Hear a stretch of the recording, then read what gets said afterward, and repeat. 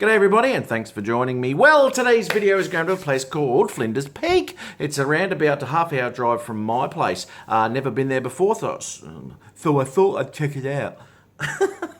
Lots of walking trails and stuff like that for people. Pretty hard trails too, so if you're into it, get out there and give them a crack. So today is the second day I've taken the Mavic 2 Pro out. Let me tell you, pretty impressed. I have really been enjoying playing with the apertures on these things. You can get so much more detail out of the shot having this aperture control. I found it really good.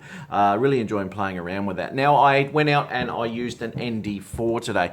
I did muck around with an ND8 as the sun came up a little bit higher, but I found that there was a lot of shadows in the valleys and things, and they were just way too dark. So I left the ND4 on and tried to bring out the detail in these valleys as well as the peaks using the aperture and shutter speed, and it seems to be working okay. There's still a massive learning curve I have for the camera on this thing here. It's pretty impressive, and this thing is quite a beast up in the air, let me tell you. Loving it quite a lot. So anyway, please enjoy the video I have here at Flinders Peak, and I shall see everybody on the next one.